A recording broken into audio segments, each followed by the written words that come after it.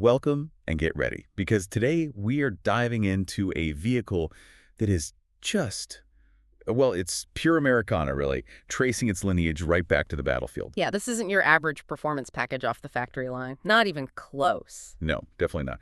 This feels like a really sincere, technically deep celebration. It's a collectible, sure, but it's also, frankly, an absolute beast of an off-roader. Built by some serious minds in aftermarket engineering, too. Fox Factory. Exactly. We've got some great sources detailing what might be one of the most exclusive off-roaders ever put together, the 2026 Jeep Wrangler Commando 392. And exclusive is maybe an understatement here. This is a deep dive into hyper-exclusivity. It's not just another trim level, you know? Wow. It's a specific, highly customized build, heavily commemorative. And it's crafted by Fox Factory with this incredibly restrictive sales model. That's what really caught my eye, the sales part. Yeah, so our mission today, it's kind of multi-layered. We need to unpack why this thing even exists, connect it back to its military history roots, which are deep. Okay. Then we got to figure out what makes it this quote-unquote ultimate off-roader. That means digging into the specific mechanical upgrades, real nuts and bolts stuff. The fun part. Exactly. And crucially, we need to analyze how they're actually allocating these things. There are only 250 units being made, ever. 250, that's it? And the way it's set up, this vehicle is almost defined as much by who can't buy it as by who can. It's fascinating. That distinction really is key, isn't it? Okay, let's start with that history then. Because you're right, it feels like the absolute DNA of this whole project. It dictates everything. It really does. The original vehicle, the one that eventually became the Jeep, the Willys GP. It wasn't dreamed up in some marketing meeting. No focus groups there. Definitely not. It came from this really tough, urgent brief written by the U.S. Army back in 1940. They didn't just ask for a small truck. They demanded something. Well, something totally new. Revolutionary is the word they used, and it fits. The core requirement for both the Willys Quad prototype and the later GP model, it was simple on paper, but brutal in practice. Which was? This vehicle had to go where no paths existed. Just think about that mandate. Yeah, that's not asking for much, is it? Go where there are no roads. Exactly. It's a demand for ultimate, uncompromising capability, durability under fire, literally. It needed to be light, super rugged, and able to keep running in hostile, varied environments day after day. And that wartime necessity, that's the direct line, isn't it? Right. That design idea evolved first into the civilian Jeep, the CJ, which became this icon of American life. The cornerstone, for sure. And then eventually into the modern Wrangler platform we have now. So this Commando build, it's explicitly engineered, you're saying, to celebrate that specific heritage. 100%. It's making it crystal clear that even 80-plus years later, the original point of the Jeep, that ruggedness, durability, conquering impossible terrain, it's still the main thing. But now executed with, bleeding-edge 21st century performance parts, hyper-performance parts. Exactly. It sets an incredibly high bar, both for what it needs to do performance-wise and for what it needs to represent commemoratively. And that military origin story, that leads us perfectly into the first big area we need to tackle. Yeah. This intense exclusivity, why it's so hard to get one, even if you've got the cash. Right, because the main purpose here, it's not just Fox Factory wanting to build a cool truck, though I'm sure they did. Probably a bit of that, too. Maybe a little. But it's officially created specifically to commemorate the upcoming 250th anniversary of the U.S. Armed Forces. That's a huge milestone. 250 years, okay. And that massive historical context, that defines the whole project. Everything from why they chose that specific production number 250 for 250 years, got it. to the really specific rules about who can actually buy one. So to match that big anniversary, they needed a partner who could deliver something really special, right? Something beyond what Jeep does in-house. Precisely. So this is a special collaboration. It's between Fox Factory vehicles, famous for their top-tier suspension systems, and these really high-end custom vehicle builds they do. Right, like their tricked-out Raptors and Silverados. Exactly those. And Stellantis, which is Jeep's parent company now, the goal they set, it was singular. Engineer and build the single ultimate version of the already pretty formidable Wrangler 392 platform. So not just bolt-ons. Yeah. A real re-engineering effort. Oh, yeah. They weren't just grabbing parts off a shelf. They were aiming to rewrite the performance formula for a Wrangler. Okay, performance is one goal, Mm-hmm. but that rarity, That seems like the foundational constraint here. It really is. The total production run is strictly limited. Yeah. It's just 250 units, period. And like you said, that number, 250, it's deliberately chosen. Matches the anniversary perfectly. It cements its status right away as this ultra-low volume collector's piece. But the limited number, that's just the start of the exclusivity story. This is where the military rule comes in, and it just completely separates the Commando 392 from how high-end vehicles are normally sold. Okay, explain this rule.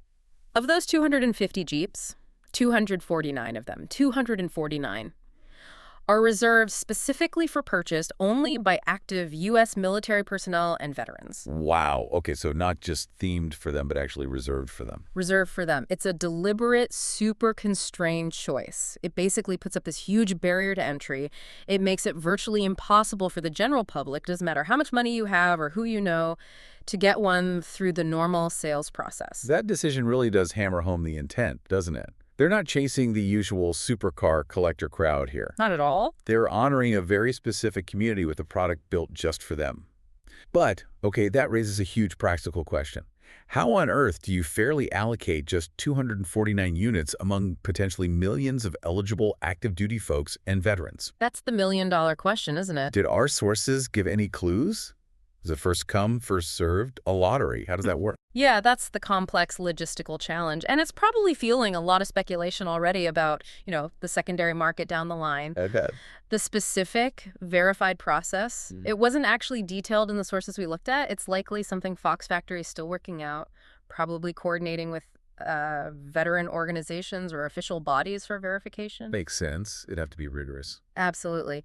Given the price tag, which we'll get to, and the instant collector value, just a simple first one here gets it model, that seems unlikely to be fair or even manageable. No way. It'd be chaos. Right. It would almost certainly need a really strict verification process first, then maybe some kind of prioritized drawing or ballot system, perhaps tier based on service history or something, just spitballing here, to make sure the tribute feels genuine and not just a mad dash. Yeah, that seems more respectful. But the fact remains, even if you are eligible, getting one of those 249 slots, it's going to be incredibly difficult and probably a very fast process once that sales window actually opens.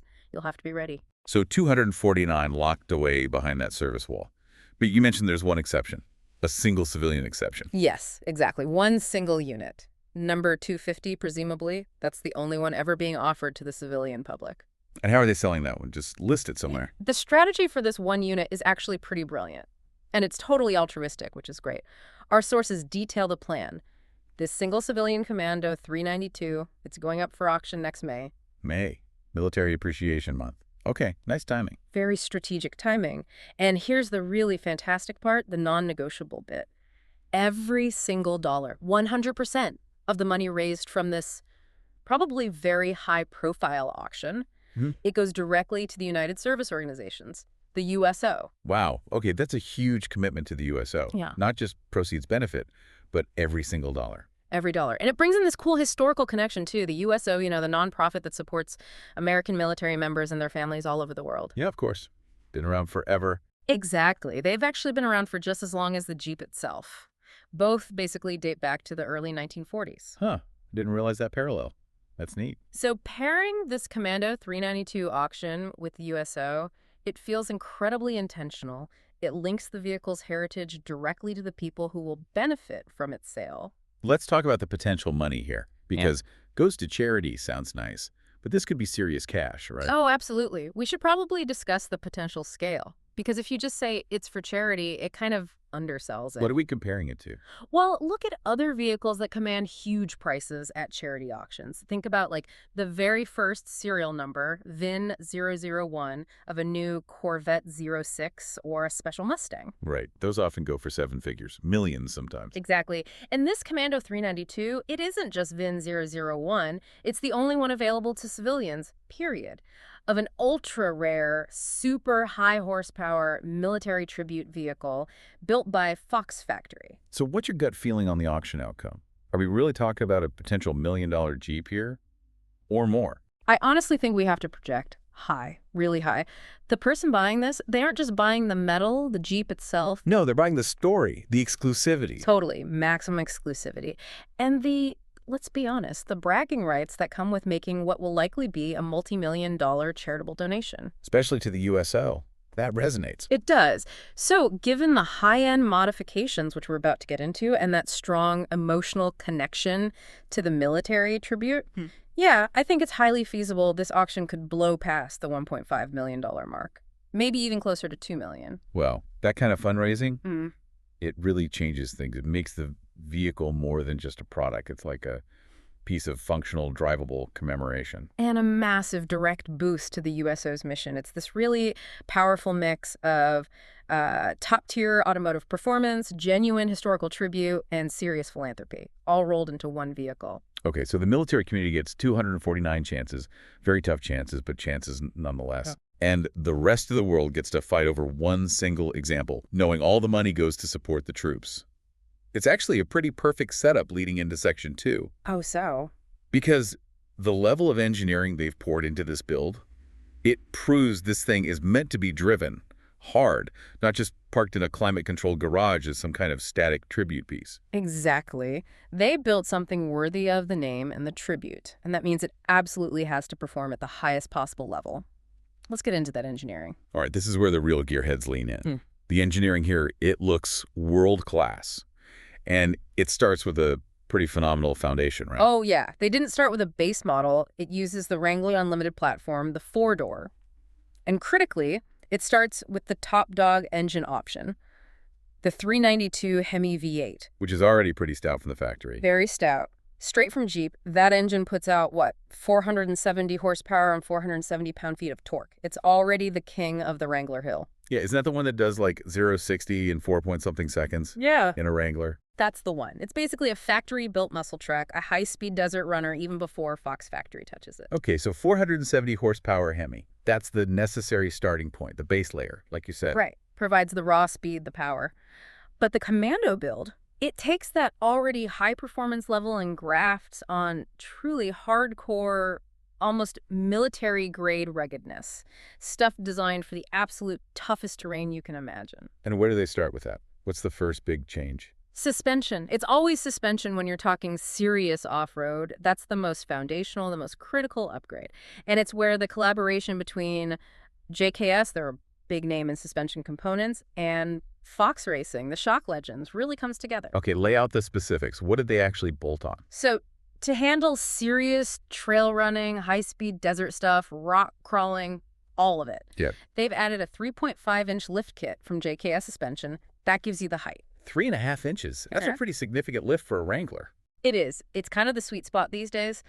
But the absolute heart of this build, the real technological leap, is what that lift is paired with. The shocks. The shocks. High-performance Fox Racing 3.0-inch external reservoir shocks, all four corners. Okay, Fox 3.0s with reservoirs. That sounds serious. It is serious. That specific combination, that's what really transforms this from just a fast Jeep into an elite off-road weapon. That 3.5-inch lift, like I said, it's ideal. It lets you fit those enormous tires. We'll get to those next. The 37s, right? Yeah, the 37s, while still keeping the suspension geometry pretty optimal, for stability, both on the highway at speed and for maximum flex, maximum articulation when you're crawling over rocks. So it's a balance. It's a balance, but the shocks, those 3.0-inch Fox units, that's the difference maker. That's what justifies a big chunk of the price tag we talked about. Yeah, let's break that down for folks listening. Many people know about performance shocks, maybe even Fox 2.0s or 2.5s, which are common upgrades. What's the leap going to a 3.0-inch shock body? What does that do? It's a huge jump in capability. Exponential, really. That bore size, the 3.0-inch diameter, it's massive. Bigger piston. Bigger piston, exactly.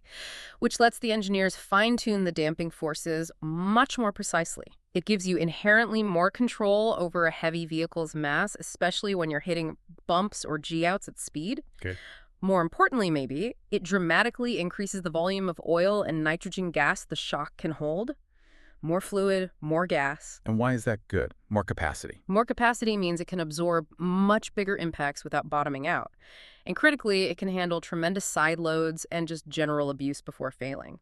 These things are built for punishing high-energy work. Think Baja waste trucks, that kind of level. Built tough. Yeah. Okay, and the sources really highlighted this next bit, so we need to dig in. The external reservoirs.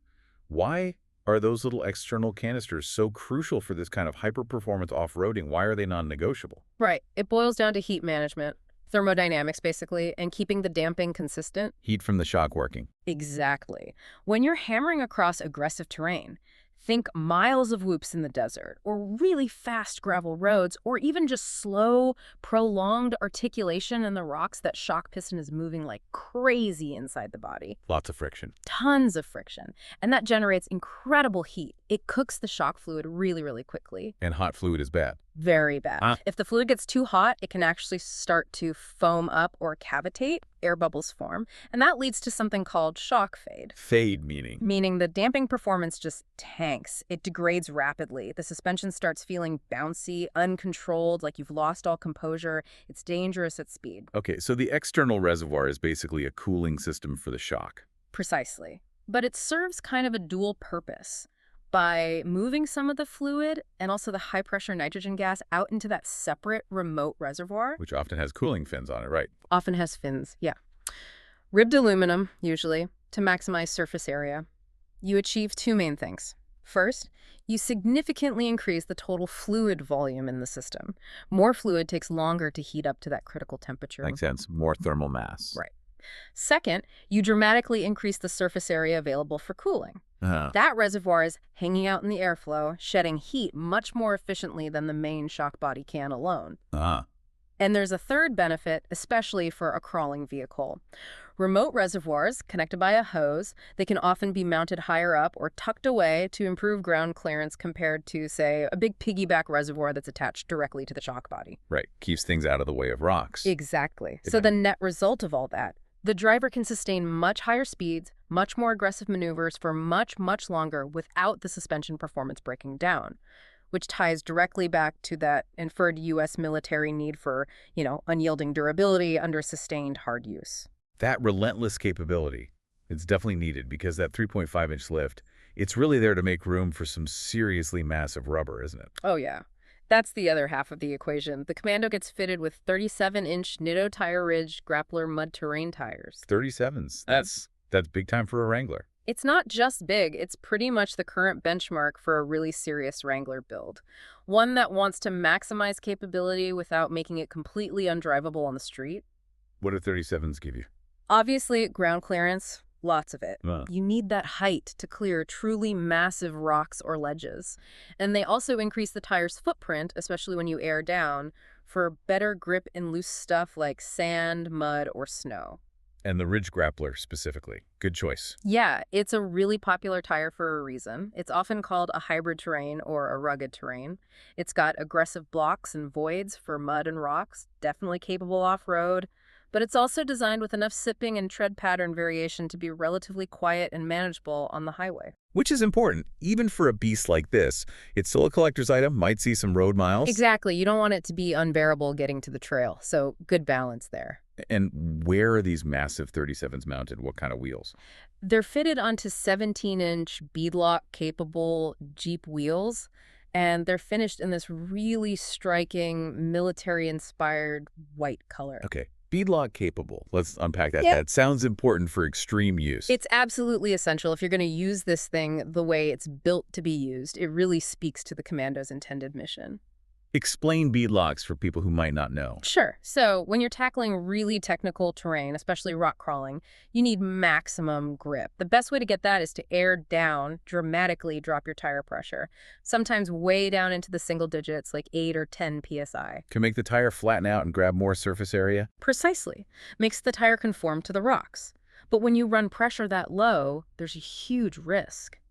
The edge of the tire, the bead, can actually pull away from the wheel rim, especially under side load, or if you hit something hard. And that means instant flat tire. Catastrophic deflation. Yep. Total disaster on a remote trail. Impossible to reseat without special tools or an air compressor.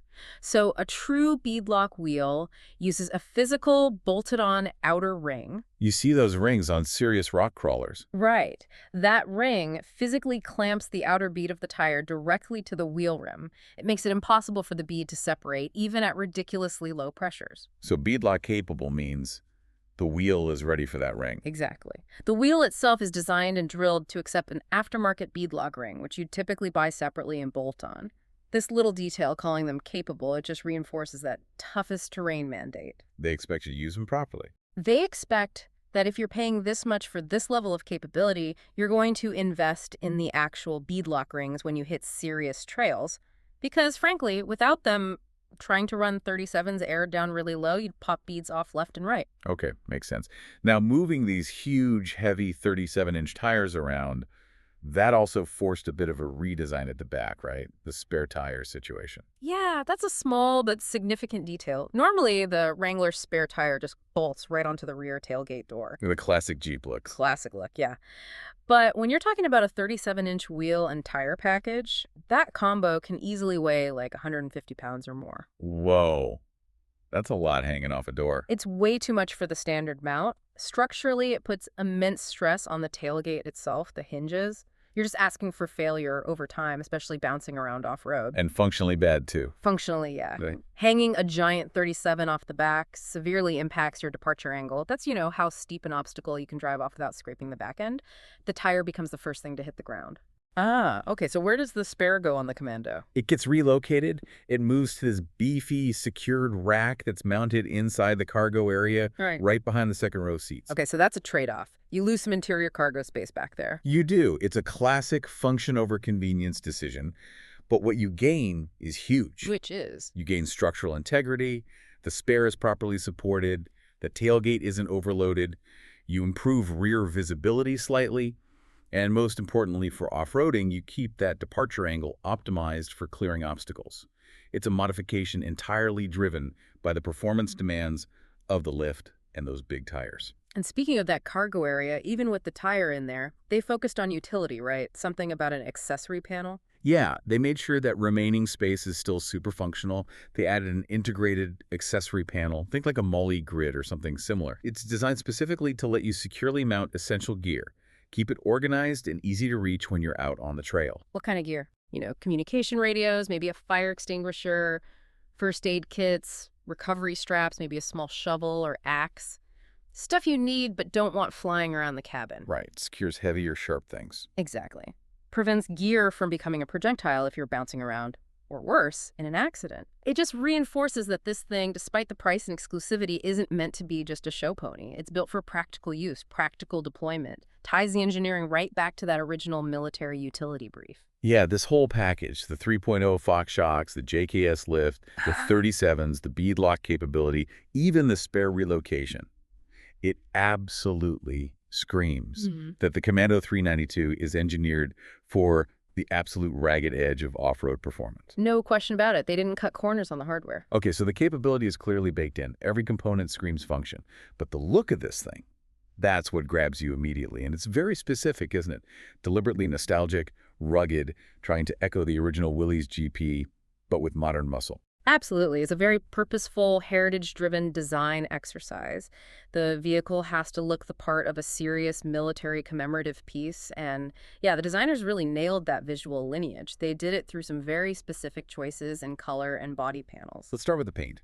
It looks like a classic military olive drab, but is it something special? It is. It's not just any olive green. The Commando 392 is sprayed in the exact same color that Jeep used on its recent Willys 41 Special Edition model. Ah, okay, so it's an official Jeep heritage color. Right, and that specific paint tone, it immediately evokes that iconic, understated olive drab of the original World War II workhorses. It grounds this very modern, very powerful platform firmly in its history. That color choice is really key, isn't it? Military colors aren't about flash. They're about function, about blending in. Exactly. It instantly gives it this sense of utilitarian purpose. No matter how fancy the suspension is underneath, it says tool, not toy. And they didn't stop at the paint. They changed body panels, too, to get that classic look. They did, and again, function meets form here. It features these high-clearance steel fenders. They're specifically fitted to help the Commander better resemble the simple, utilitarian look of the original Willys GP, which just had these basic, almost flat fenders over the wheels. Side clearance makes sense for the big tires, but why steel? Most modern fenders are plastic, right? Most are, yeah, for weight and cost. But the steel here is crucial. It serves two purposes. One is the aesthetic tribute, like we said. Looks tougher, more old school. The second is pure practical necessity for this kind of vehicle. How so? Well, first, they are high clearance. They have to be, to give those massive 37-inch tires room to move through their full range of travel when the suspension is flexing like crazy off-road. You absolutely cannot have the tires rubbing or hitting the fenders during hard articulation. Right, that would stop you or damage something. Exactly. And second, making them out of steel ensures they can actually take a hit. If you bump a fender against a big rock or scrape it against a tree on a tight trail, steel might dent or scratch, but it's unlikely to shatter into pieces like a plastic fender would. Ah, durability again, tied right into the styling. Durability tied to styling, and even the front end gets a similar treatment. The front bumper is converted, simplified, and it includes these body color inserts. It just gets rid of any unnecessary chrome or plastic trim. Gives it a solid, uniform, almost tactical appearance. Perfectly put. Very much like the stripped-down, function-first look of the original military Jeeps. No fluff. And that commitment to rugged, minimalist, open-air feeling, it extends dramatically to the roof and the doors, too, right? Yeah. They didn't just stick with the standard factory hardtop. No, they went full commitment to the open-air experience. The regular factory hardtop, whether it's plastic or painted metal, is gone. It's replaced by this lightweight, minimalist cloth bimini top from Best Top. Bimini. So just covering the front seats, basically, like a boat top. Pretty much, yeah. It's a pure nod to getting maximum sun and air. A bimini top is fundamentally simpler, much lighter, and way less obstructive than a full hardtop. It really channels that stripped-down, utility-focused vibe of the original military Jeeps. Provides a bit of shade, rain protection, but easy to take off. Exactly. Provides the necessary minimum weather protection, but it's also super quick to remove entirely or just fold back. It encourages you to drive the Jeep the way it was originally intended, open to the elements. Plus, less weight up high is always good for off-road stability, lower center of gravity. Good point. And then the doors. You want that open feel, but maybe not completely open. Right, so to maximize that open-air experience while still keeping a measure of safety and, honestly, to meet requirements for some off-road parks or events they've installed, custom tube doors. Okay, tube doors. Those look cool, but what's the practical benefit? They're kind of the ultimate compromise for the serious off-roader who really values visibility and feeling connected to the trail. How do they help visibility? Well, by being open, they drastically improve ventilation, obviously. But more importantly, they let the driver and even the front passenger see down much better. You can see obstacles right next to the vehicle's body, near the tires. Ah, crucial for technical stuff, like rock crawling. Absolutely essential for technical rock crawling. Knowing exactly where your tires are, being able to place them precisely. That's the difference between driving over an obstacle cleanly and, causing expensive damage to your rig. Makes sense. But unlike just taking the doors off completely, two doors still give you a robust steel barrier there. And they give you a safe place to rest an arm or maybe grab onto if things get bouncy. So they enhance safety just enough for trail use, while still giving you that really aggressive, exposed, hardcore look and feel. Okay, so we've got this rugged military look exterior, the super capable suspension, the big tires, but the inside details seem to reveal that this is still, at its heart, a high-end luxury collector item built by Fox Factory. It's not purely a Spartan military machine inside. That's right, and that's where you see the signature touch of a high-end custom builder like Fox Factory. It's this interesting blend of tactical utility on the outside and high comfort refinement on the inside.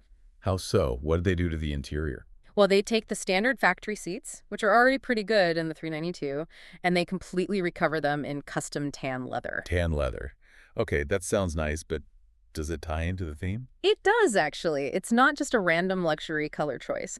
That specific tan leather color, it evokes the look of the canvas and webbing materials you'd often find in classic military vehicle interiors from that era, so it perfectly complements the olive drab exterior paint. Gives it a bit of a vintage functional feel, even though it's premium leather. That's a nice touch. Subtle. And those custom seats, they also carry the tribute forward more directly. They feature commando accents embroidered right into the leather. Ah, okay.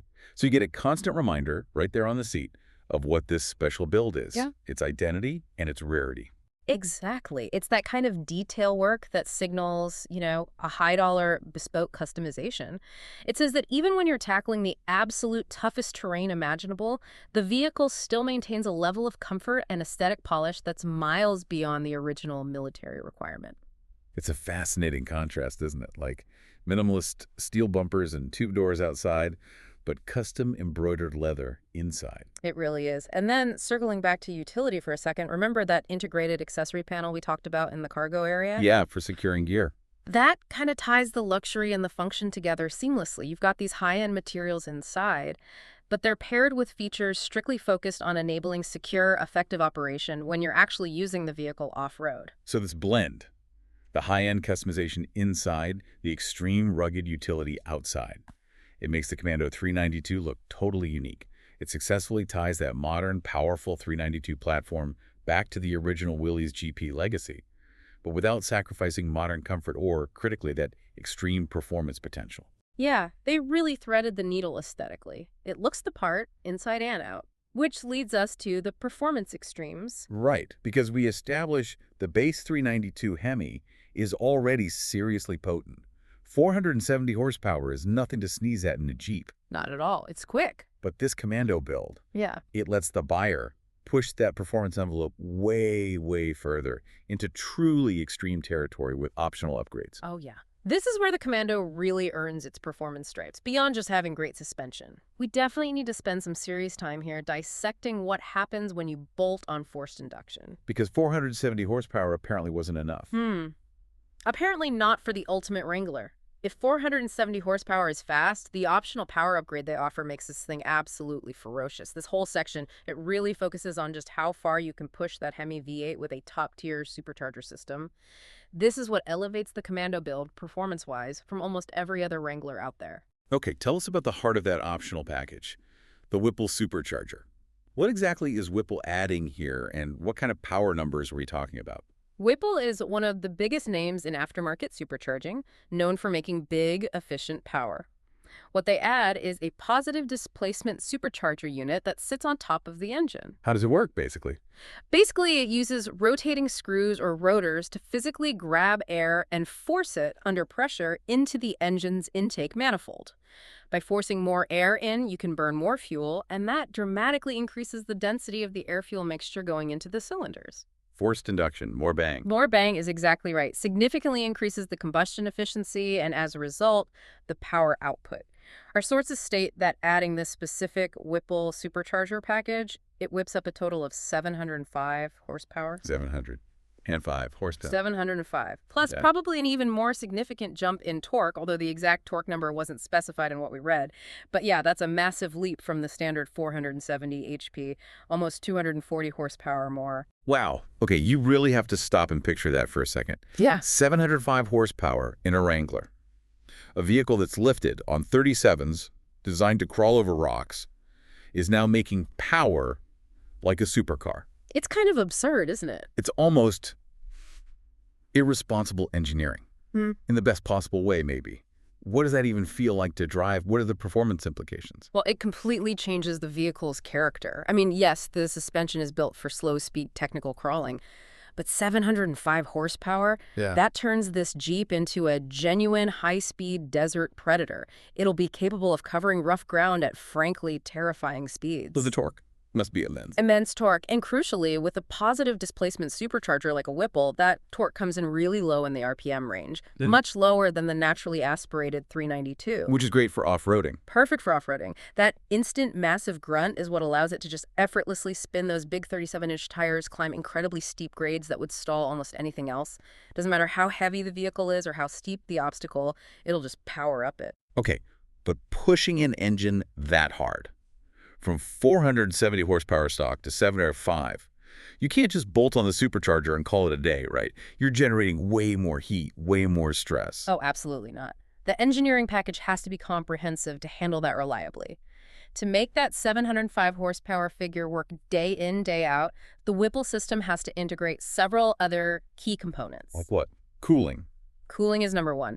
The most critical piece is an efficient intercooling system. When you compress air that much, it gets incredibly hot. Hot air is bad for power, right? Less dense. Exactly. Hot air is less dense, so it actually reduces potential power. And worse, it dramatically increases the risk of engine knock or detonation, which can destroy pistons. So the intercooler usually is an air-to-liquid or air-to-air heat exchanger. Its job is to cool that hot compressed air charge down before it goes into the engine. Preserves the power, protects the engine. Right, keeps things dense and safe. On top of that, the engine's computer, the ECU, needs a completely custom tune. You need way more fuel delivered, and the ignition timing has to be optimized for the boosted conditions. And what about the rest of the drivetrain?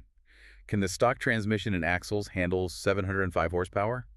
That's a great question. The stock 392 drivetrain is pretty beefy, but pushing that much extra power and torque through it, yeah, it's asking a lot.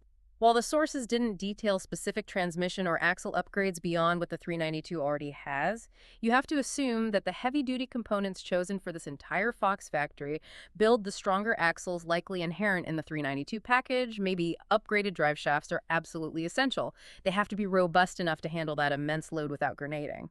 Fox factory wouldn't put their name on it otherwise. Yeah, you'd hope so. Okay, so you've got 705 horsepower potential.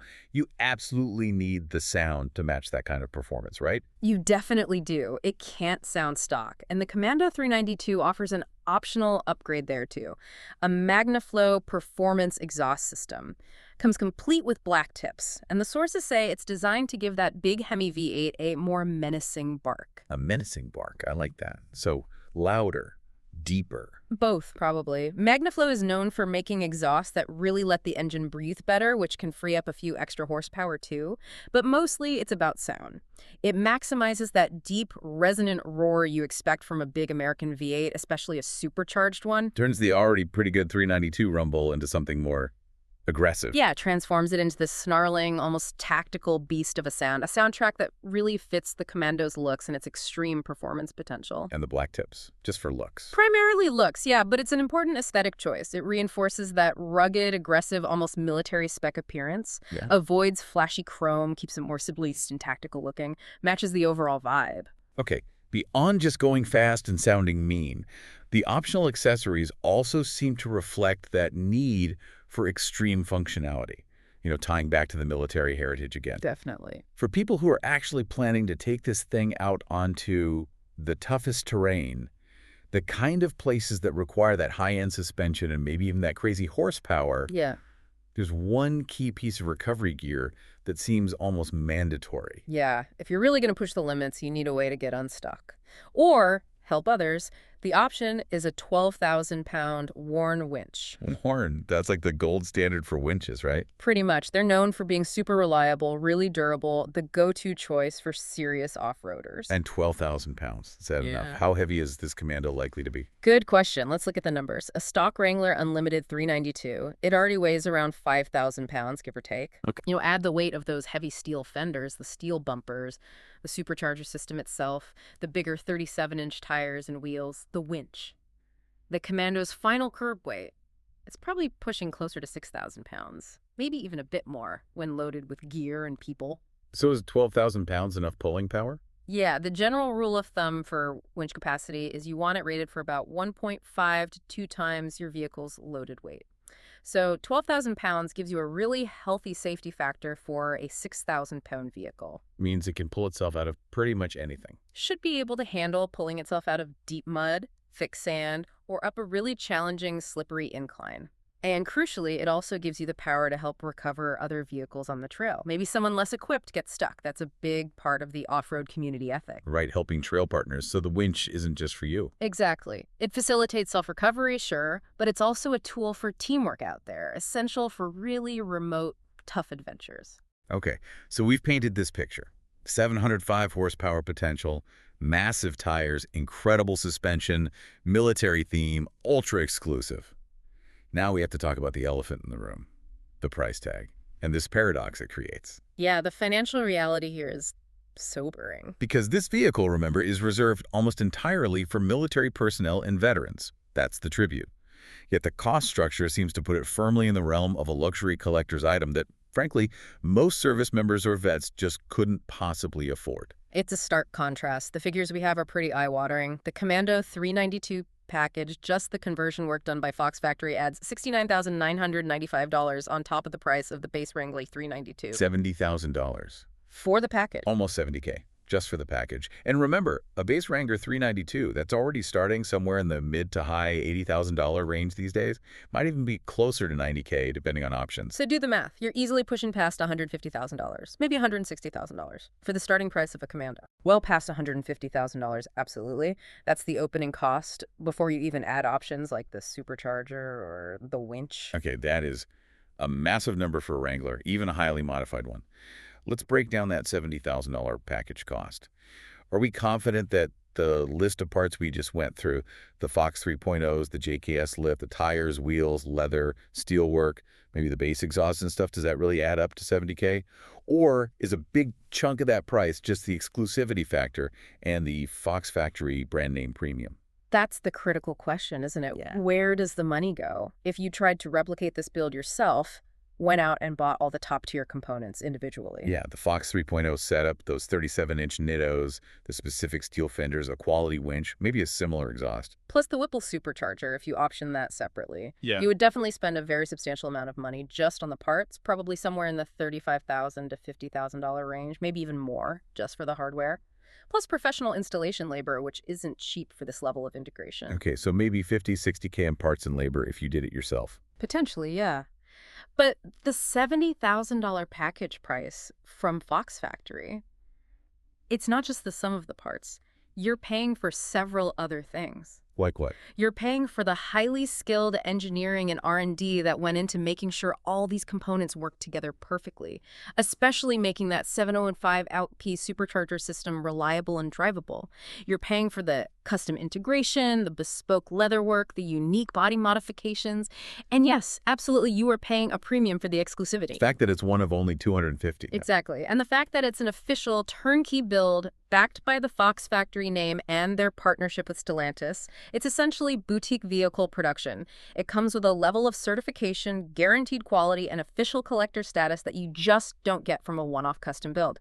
The price reflects all of that. The parts, the labor, the engineering, the brand, and the rarity. And this brings us right back to that inherent paradox, the core tension of this whole project. 249 examples are specifically reserved for military personnel and veterans, a massive tribute gesture.